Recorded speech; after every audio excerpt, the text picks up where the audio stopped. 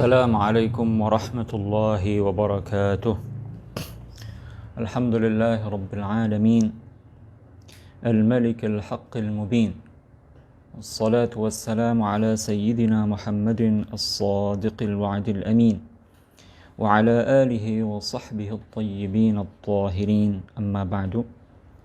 Rekan-rekan yang tengah mengikuti kajian online Yayasan Syahamah, kita kembali bertemu dalam kajian kitab Nurud Duja min Aqidati A'immatil Huda. Pada pertemuan yang lalu kita masih tengah membahas beberapa tafsir beberapa ayat-ayat mutasyabihat. Dan pada pertemuan yang lalu kita telah sampai pada tafsir ayat Aamintum man fis sama' dalam suratul Mulk ayat 16. Telah kita sampaikan pada pertemuan yang lalu bahwa orang yang menafsirkan ayat ini secara zahirnya sehingga meyakini bahwa Allah Subhanahu wa ta'ala bertempat di langit, menempati sebuah ruang kosong di langit, maka dia telah keluar dari Islam karena dengan begitu dia menisbatkan ukuran bagi Allah Subhanahu wa ta'ala. Dan ukuran itu min mujibatil huduts, al-haddu min mujibatil huduts. Ukuran itu meniscayakan kemakhlukan, setiap yang memiliki ukuran pasti makhluk. Kemudian telah kita jelaskan pula bahwa makna aamintum man fis sama', man fis sama', ya, ayat ini ayat mutasyabihat karena kalimat man fis sama'. Man fis sama', ya, jika ditafsirkan seperti yang telah kita kemukakan secara zahirnya, maka itu mengantarkan kepada keyakinan tasybih, keyakinan yang menyerupakan Allah dengan makhluknya. Lalu apa tafsir atau makna firman Allah Ta'ala aamintum man fis sama'? Man fis sama' di situ maknanya al-malaikah. Man fis sama' maknanya al-malaikah, karena sudah maklum para malaikatlah penduduk langit. Sebagaimana manusia dan jin adalah penduduk bumi, maka para malaikatullah adalah penduduk langit. Siapa di antaranya yang menjelaskan penafsiran man fis sama' dengan al-malaikah? Kemarin telah kita singgung, yaitu al-Imam Syekhul Huffaz Zainuddin Abdul Rahim Ibn Husain Al-Iraqi, Al-Hafidh Al-Iraqi. Beliau saat menjelaskan hadis ar-rahmah atau al-hadis al-musalsal bil awwaliyah, yaitu hadis Nabi sallallahu alaihi wasallam, ar-rahimuna yarhamuhumur rahman irhamu man fil ardi yarhamkum man fis sama', atau yarhamukum man fis sama'. Al-Hafidh Al-Iraqi saat meriwayatkan hadis ini, maka beliau menafsirkan, menjelaskan makna hadis ini, menafsirkannya dengan riwayat yang lain. Beliau menyebutkan riwayat Al-Imam Ahmad Ibn Hanbal dalam Musnadnya, Al-Imam Abdullah Ibn Mubarak dalam Musnadnya, melalui jalur Az-Za'farani, yaitu riwayat yang berbunyi ar-rahimuna yarhamuhumur rahim irhamu ahlal ardi yarhamkum ahlus sama'. Maka saat hadis yang pertama ditafsirkan dengan riwayat yang kedua ini, ya, maka di situ jelas disebutkan ahlal ardi irhamu ahlal ardi yarhamkum ahlus sama'. Ahlus sama' tidak ada makna lain kecuali para malaikatullah, karena tidak dikatakan tentang Allah ahlus sama'. Yang dikenal dengan ahlus sama' maknanya sukanus samawat, mereka adalah para malaikatullah. Nah, di saat yang sama, saat beliau menafsirkan hadithur rahmah, ya, riwayat Abu Dawud At-Tirmidzi, yang disebutkan pertama tadi dengan riwayat yang kedua, riwayat Ahmad dan Abdullah ibn al-Mubarak. Ya, para ulama juga menyebutkan riwayat lain Al-Hakim. Bahkan riwayat Al-Hakim ini perbedaannya tipis sekali dengan riwayat Abu Dawud dan At-Tirmidzi. Ar-rahimuna yarhamuhumur rahman, irhamu ahlal ardi yarhamkum ahlus sama. Itu riwayat Al-Hakim. Ya, jadi di saat Al-Hafidhul Iraqi menafsirkan hadis Ar-Rahmah, ya, riwayat Abu Dawud dan At-Tirmidzi dengan riwayat Ahmad dan Abdullah bin Mubarak dari jalur Az-Za'farani, maka beliau juga sekaligus menafsirkan ayat Aamintum man fis sama. Kemarin telah kita sebutkan perkataan Al-Hafidhul Iraqi. Kata beliau, wastudilla bihadhihi riwayati ahlus sama, diambil dalil atau dijadikan dalil riwayat ahlus sama ini ala anna al-murada biqaulihi man fis sama al-malaika, bahwa yang dimaksud dengan firman Allah man fis sama adalah para malaikatullah. Ya. Hadis riwayat Abu Dawud dan At-Tirmidzi diriwayatkan dengan hadis riwayat Ahmad dan Abdullah bin Mubarak atau riwayat Al-Hakim. Itu namanya tafsir al-hadis bil hadis, tafsirul warid bil warid. Demikian pula saat menafsirkan firman Allah Ta'ala aamintum man fis sama', ya, dengan riwayat ahlus sama' tadi, ini juga tafsirul warid bil warid. Maka sebagaimana Al-Hafidhul Iraqi menerapkan, ya, tafsir al-warid bil warid ini, beliau juga telah merumuskannya dalam kaidah yang beliau sebutkan dalam kitab beliau Al-Alfiyah Al-Hadithiyah, Alfiyatul Iraqi. Beliau tegaskan wa khairu ma fassartahu bil waridi, sebagaimana kemarin sudah kita jelaskan, dan ini adalah khairu at-tafasir, penafsiran yang terbaik, menafsirkan sesuatu yang warid, Al-Quran dan hadis, dengan yang warid juga, dengan riwayat, dengan ayat lain atau dengan hadis lain dari Rasulullah sallallahu alaihi wasallam. Ini kurang lebih apa yang kita sampaikan pada pertemuan sebelumnya, sehingga makna ayat amintum man fis sama, ya, apakah kalian merasa aman dari para malaikatullah, ya, yang bisa mengenakan berbagai macam siksa dengan perintah Allah Subhanahu wa taala. Ayat ini aamintum man fis samai an yakhsifa bikumul arda fa idza hiya tamur. Begitu juga ayat setelahnya am amintum man fis samai an yursila 'alaikum hasiba fasata'lamuna kaifa nadhir. Dua-duanya man fis sama dimaknai dengan para malaikatullah. Baik, kita lanjutkan. Kalangan musyabbiha mujassima di masa lalu dan di masa sekarang, yaitu golongan Wahabi di masa sekarang, mereka menolak pemaknaan aamintum man fis sama dalam ayat 16 suratul Mulk dan ayat berikutnya am amintum man fis sama, ya, ayat ke-17. Mereka menolak penafsiran dua ayat ini dengan para malaikatullah, karena mereka telah meyakini bahwa Allah Subhanahu wa taala bertempat di langit. Bahkan mereka meyakini bahwa Allah taala bertempat di atas arsy, padahal kita tahu langit dan arsy itu dua hal yang berbeda, ya.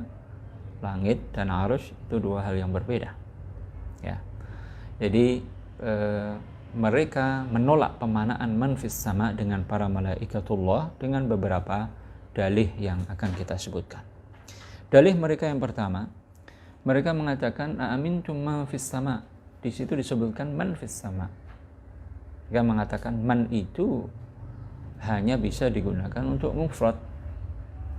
Hanya bisa digunakan untuk mufrad.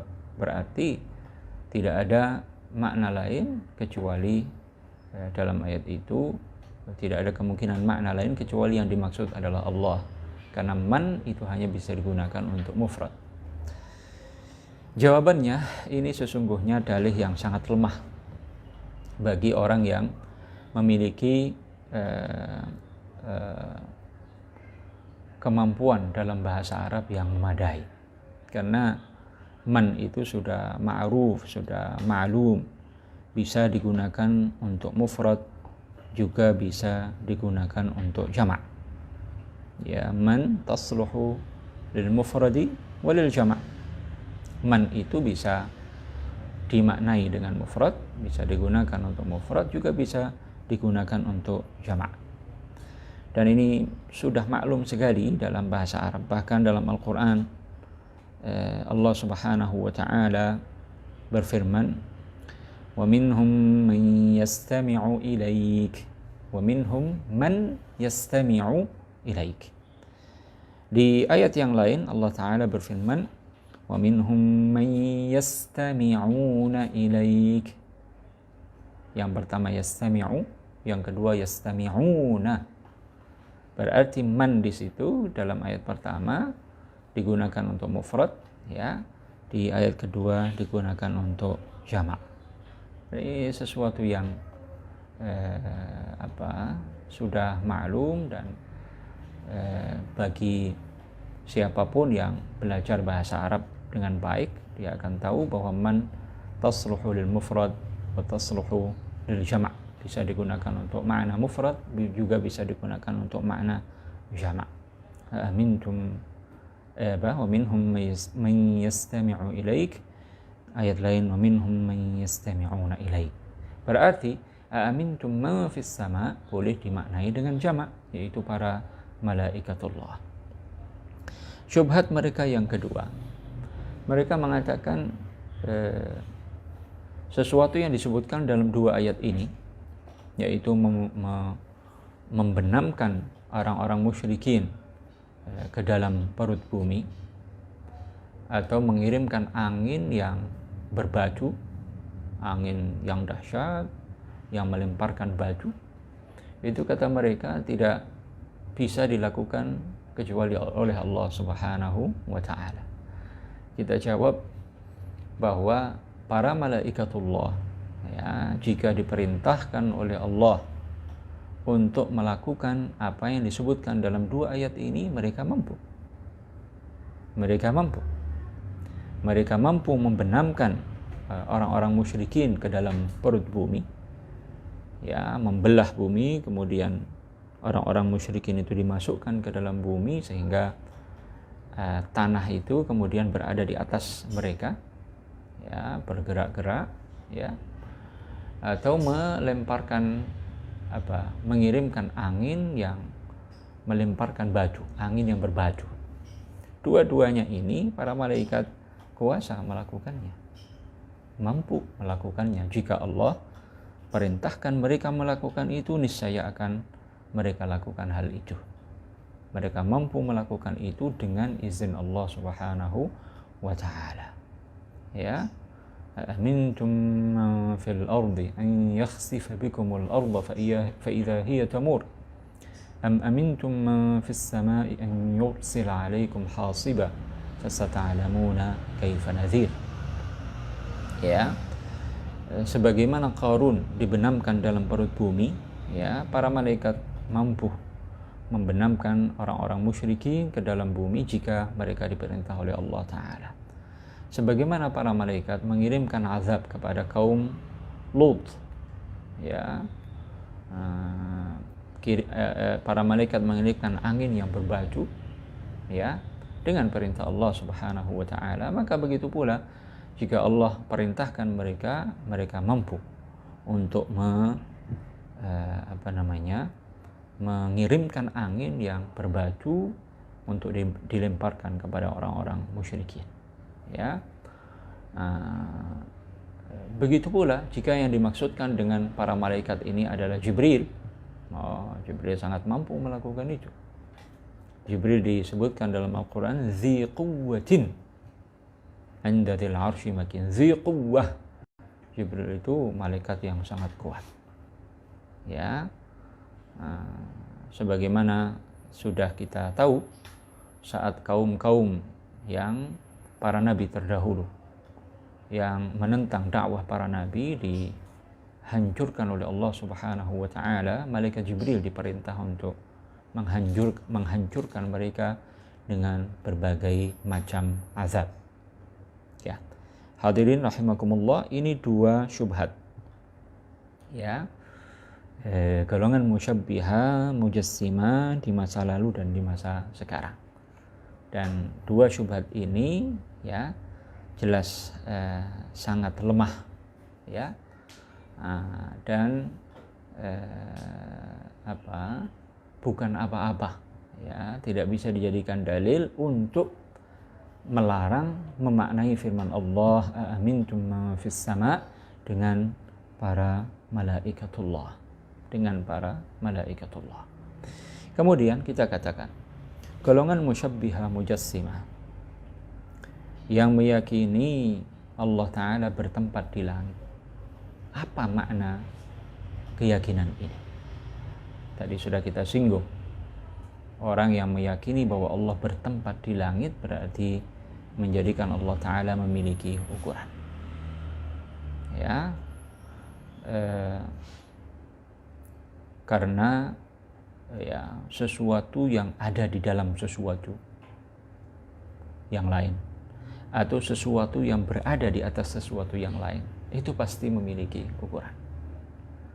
Sesuatu yang berada di dalam sesuatu yang lain, misalnya kita berada di sebuah ruangan ya, ketika kita berada di dalam kamar atau kita berada di dalam rumah ya, maka sudah otomatis, sudah pasti bahwa kita berarti apa? Memiliki ukuran yang lebih kecil dari rumah atau kamar di mana kita berada. Ya, berarti apa? Setiap yang ada di dalam sesuatu yang ada di dalam sesuatu yang lain, itu berarti memiliki ukuran. Ukurannya lebih kecil dari sesuatu yang melingkupinya itu. Ya, berarti saat golongan musyabbiha mujassima meyakini bahwa Allah bertempat di langit, berarti meyakini Allah Ta'ala punya ukuran yang lebih kecil dari langit. Ya, itu konsekuensi ketika orang mengatakan sesuatu ada di dalam sesuatu yang lain. Begitu pula kalau mereka mentakwil ya fis sama dengan alas sama. Ya, maka maknanya juga ya menetapkan ukuran bagi Allah Ta'ala. Kenapa? Karena sesuatu yang berada di atas sesuatu yang lain pasti memiliki ukuran yang sama dengan sesuatu yang di bawahnya, atau lebih kecil dari sesuatu yang di bawahnya, atau lebih besar dari sesuatu yang di bawahnya. Ya, sering kita contohkan ya, kadang kita duduk di atas kursi, kebetulan ukuran kursi itu persis sama dengan ukuran kita, ukuran badan kita misalnya. Berarti apa? Saat itu sesuatu yang ada di atas sesuatu kita yang ada di atas kursi berukuran sama dengan kursi tersebut. Kadang juga kita duduk di sofa misalnya, sofa itu lebih besar ukurannya dari kita, maka saat itu apa? Kita memiliki ukuran yang lebih kecil daripada sofa tersebut. Sesuatu yang di atas sesuatu yang lain memiliki ukuran yang lebih kecil dari sesuatu yang di bawahnya. Atau sesuatu yang ada di atas sesuatu yang lain itu memiliki ukuran yang lebih besar dari sesuatu yang di bawahnya. Kalau kita duduk di atas kursi anak kita, anak bayi umur 2 tahun, 3 tahun ya, atau 1 tahun, saat anak dimandikan misalnya, itu kan ada kursi kecil itu misalnya. Kalau kita duduk di atas kursi itu pasti apa? Ukuran kita lebih besar dari kursi anak kita itu.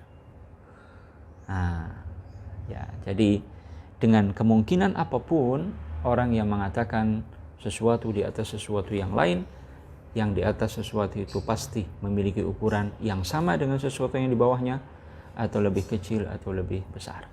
Berarti golongan musyabbihah wahabiyah yang mengatakan bahwa Allah bertempat di atas langit misalnya, kalau mereka mengatakan seperti itu, berarti menetapkan bagi Allah ukuran yang sama dengan langit, atau lebih kecil dari langit, atau lebih besar dari langit. Na'udzubillahi min dzalik. Ya. Sekali lagi, penisbatan ukuran kepada Allah Subhanahu wa taala ini sesuatu yang sangat keji. Ya, orang yang mengatakan Allah punya ukuran sama saja mengatakan Allah taala makhluk. Sama saja mengatakan Allah taala makhluk, karena al-haddu min mujibatil hadath. Ukuran meniscayakan kemakhlukan, kebaharuan. Setiap yang punya ukuran pasti membutuhkan kepada yang menjadikannya dengan ukuran tersebut. Ya, tidak mungkin sesuatu yang punya ukuran ada begitu saja tanpa ada yang menciptakannya dengan ukuran tersebut. Juga tidak mungkin sesuatu menciptakan dirinya sendiri dengan ukuran yang ada padanya, karena asy-syai' la yakhluqu nafsahu. Sesuatu itu tidak mungkin menciptakan dirinya sendiri. Bagaimana di saat yang sama dia khalik sekaligus dia makhluk? Ya, jika dilihat dari pengandaian bahwa dia khalik, berarti dia lebih dulu ada sebelum dirinya sendiri. Jika dilihat dari pengandaian bahwa dia makhluk, berarti dia ada setelah dirinya sendiri. Tanaqub, ya, ini adalah kontradiksi. Tidak ada kemungkinan lain. Sesuatu yang punya ukuran pasti ada yang menjadikannya dengan ukuran tersebut, dan itu adalah Allah Subhanahu wa taala. Allah taala berfirman, wa kullu syai'in 'indahu bimiqdar. Dan segala sesuatu itu telah ditetapkan ukurannya oleh Allah. Masing-masing ditentukan, diciptakan oleh Allah Ta'ala dengan ukuran masing-masing.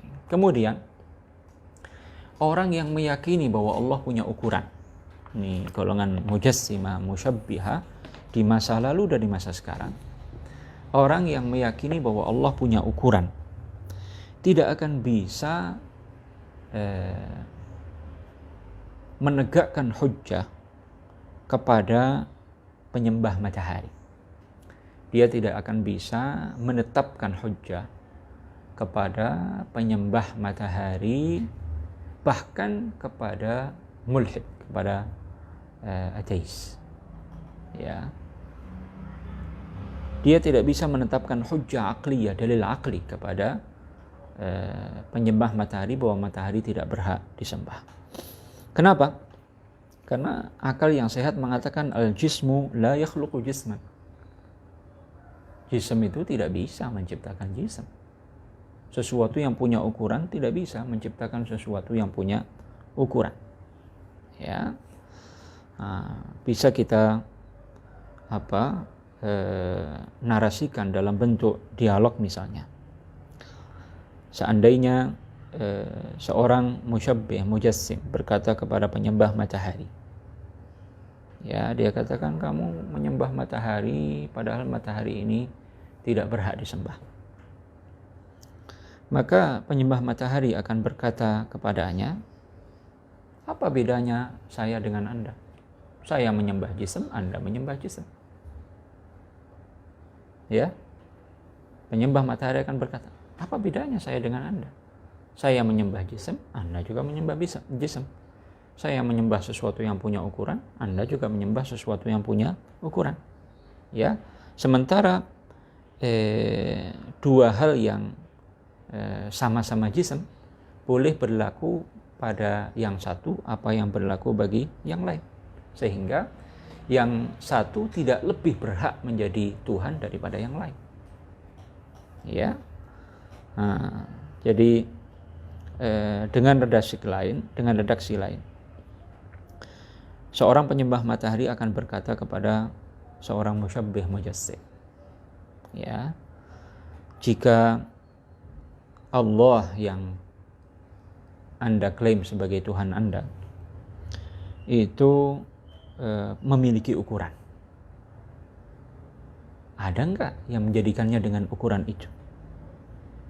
Jika seorang Wahabi berkata, oh iya, berarti apa? Sama saja Wahabi ini mengatakan Allah makhluk. Saat dia mengatakan ada yang menjadikan ukuran bagi Allah Ta'ala, berarti dia mengatakan Allah itu makhluk. Jika dia mengatakan la yujad, dia bilang tidak ada yang menjadikan Allah dengan ukuran itu, tidak ada. Berarti apa? Wahabi ini membolehkan adanya jism yang tidak ada penciptanya. Membolehkan adanya jism yang tidak ada penciptanya. Dia seakan mengatakan ada jism itu yang punya ukuran, tapi tidak ada yang menjadikannya dengan ukuran tersebut. Maka penyembah matahari itu akan berkata, saya juga mengatakan hal yang sama kepada matahari. Matahari punya ukuran, tidak ada yang menjadikannya dengan ukuran tersebut. Maka dengan begitu perkataan Wahabi itu akan terpatahkan, ya. Dan dengan begitu dia tidak bisa menetapkan hujjah aqliyah bagi penyembah matahari bahwa matahari itu tidak berhak disembah. Karena jika Wahabi meyakini Allah punya ukuran, ya, menyembah matahari meyakini matahari punya ukuran, Wahabi mengatakan Allah punya ukuran tanpa ada yang menjadikannya dengan ukuran yang ada padanya, tanpa ada yang menciptakannya dengan ukuran itu.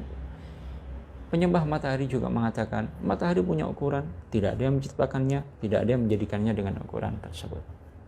Ya, beda dengan Ahlus Sunnati wal Jamaah. Ahlus Sunnah wal Jamaah dengan mudah akan mengatakan Tuhan kami Allah Ta'ala tidak memiliki ukuran. Karena tidak memiliki ukuran, maka dia tidak membutuhkan kepada sesuatu selainnya. Yang tidak membutuhkan kepada sesuatu selainnya, itu yang layak jadi Tuhan. Sementara matahari punya ukuran, berarti dia membutuhkan kepada yang menjadikannya dengan ukuran yang ada padanya, dan yang menjadikan matahari dengan ukuran tersebut tidak lain tidak bukan adalah Allah Subhanahu wa Ta'ala. Ma'asyiral hadirin rahimakumullah. Karena itu Al-Imam Ja'far As-Shadiq, ya, menyatakan sebuah kalimat dalam akidah yang sangat penting, ya, dan luar biasa. Ya, kitab yang ada di tangan kami, Ar-Risalah Al-Qushairiyah, di halaman 24 beliau mengutip dari Al-Imam Ja'far As-Shadiq, salah seorang imam Ahlul Bait. Beliau mengatakan, wa qala Ja'farun As-Shadiq, Ja'far As-Shadiq berkata, man za'ama anna Allah fi syai' aw min syai' aw ala syai' faqad asyrak. Man za'ama anna Allah fi syai'in, barang siapa beranggapan bahwa Allah ada di dalam sesuatu, bertempat berada di dalam sesuatu, aw min syai'in, atau Allah Ta'ala berasal dari sesuatu yang lain, aw ala syai'in, atau meyakini bahwa Allah Ta'ala ada di atas sesuatu, apa kata Ja'far As-Shadiq, faqad asyrak, maka dia telah menyekutukan Allah dengan makhluknya, menyamakan, menyerupakan Allah dengan makhluknya. Iz law kana ala syai'in lakana mahmula, karena seandainya Allah ada di atas sesuatu, maka dia berarti apa? Mahmul, diangkat, dibawa oleh sesuatu yang lain. Jadi orang yang meyakini Allah berada di atas sesuatu, di atas langit atau di atas arusy, berarti selain meyakini Allah punya ukuran, dia juga meyakini Allah Ta'ala sebagai mahmulu hamil, sesuatu yang dibawa oleh pembawanya. Ya, berarti apa? Dia butuh kepada yang membawanya, yang menyangganya, yang memikulnya. Ya. Walau kana fi syai'in lakana mahsura. Seandainya Allah Ta'ala berada dalam sesuatu, berarti Allah mahsur, punya ukuran yang lebih kecil dari sesuatu yang dia berada di dalamnya. Seperti tadi kita singgung, orang yang ada di dalam rumah atau ada di dalam sebuah kamar, berarti dia mahsur, dilingkupi oleh rumah atau kamar tersebut. Walau kana min syai'in lakana muhdatsa. Seandainya Allah dikatakan min syai', dari sesuatu, berarti mengatakan Allah Ta'ala itu hadis, baru diciptakan dari sesuatu yang lain. Ini perkataan yang luar biasa dari salah seorang imam besar di kalangan Ahlul Bait, Imam Ahlus Sunnati wal Jamaah dari kalangan Ahlul Bait, yang menegaskan tidak boleh meyakini Allah Ta'ala ada di dalam sesuatu atau di atas sesuatu atau dari sesuatu. karena konsekuensi-konsekuensi yang sudah dijelaskan. Hadirin hadirat rahimakumullah, memang ada sebagian ulama yang menafsirkan amintum man fis sama dengan makna Allah, tapi ya, para ulama tersebut mengatakan man fis sama ay man fawqas sama, atau man fis sama man 'alas sama, tapi apa? Al-fawqiyah dan al-'ulu di situ bermakna al-'uluul ma'nawi, al-fawqiyah al-ma'nawiyah. Artinya apa? Bil qahri wat tadbir. Bil qahri wat tadbir. Ay anna Allah Ta'ala mudabbiruha wa malikuha. Ya. La ala ma'na al-mumassati wat tahayyuz. Jadi Al-Imam Al-Qurtubi misalnya dalam tafsirnya, beliau mengatakan, menyebutkan ada sebagian ulama yang memaknai man fis sama, man fawqas sama, ya, atau man 'alas sama, tapi maknanya apa? Bil qahri wat tadbir. Ay anna Allah Ta'ala mudabbiruha wa malikuha. Yani jika maknai ayat itu, amintum man fis sama, apakah kalian merasa aman dari siksa Allah, ya, yang menundukkan, menguasai, memiliki dan mengatur langit. Itu maknanya. Sebagian ulama juga menafsirkan man fis sama ay man huwa rafi'ul qadri jiddan. Apakah kalian merasa aman dari siksa Allah yang maha tinggi derajatnya, maha mulia? Ya, tapi sekali lagi Al-Qurtubi menegaskan la ala ma'na al-mumassati wat tahayyuz, bukan dengan makna bahwa Allah menyentuh langit atau bertempat di atas langit, tidak. Tapi dengan makna al-qahr wat tadbir, ya, bahwa Allah Ta'ala yang mengatur langit, ya, menundukkan langit, ya, atau bahwa Allah Ta'ala yang menguasai, memiliki dan mengatur langit. Atau penafsiran sebagian ulama lain, amintum man fis sama ay man huwa 'ali al-qadri jiddan, man huwa rafi'ul qadri jiddan, yaitu Allah Subhanahu wa Ta'ala. Dengan tiga penafsiran ini, maka tidak ada, ya, para ulama yang memaknai man fis sama dengan at-tahayyuz, dengan at-tamakkun, dengan istiqrar, ya, dengan bertempat, tidak ada. Ya. Nah, jadi amintum man fis sama, ya, penafsiran yang paling kuat adalah al-malaikah. Karena ditafsirkan dengan hadis irhamu ahlal ardi yarhamkum ahlus sama.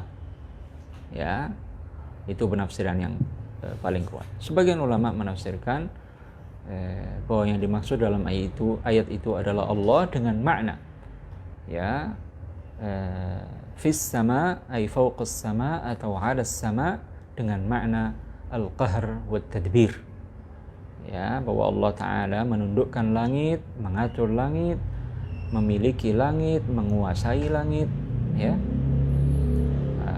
Juga penafsiran yang ketiga, amintum man fis sama ay man huwa rafi'ul qadri jiddan, ya, apakah kalian merasa aman dari siksa Allah yang maha tinggi derajatnya, ya, akan bahwa ia akan membenamkan kalian dalam perut bumi. Ya, ini tiga penafsiran para ulama terhadap ayat ini. Namun penafsiran yang paling kuat, amintum man fis sama ay al malaikah, karena ini adalah tafsirul warid bil warid. Hadirin ma'asyiral muslimin wal muslimat rahimakumullah, ini materi kita pada kesempatan malam hari ini. Mudah-mudahan kita bisa memahami dengan baik, ya, karena sudah sering kita sampaikan memang ayat mutasyabihat ini ada kemungkinan beberapa makna, ya.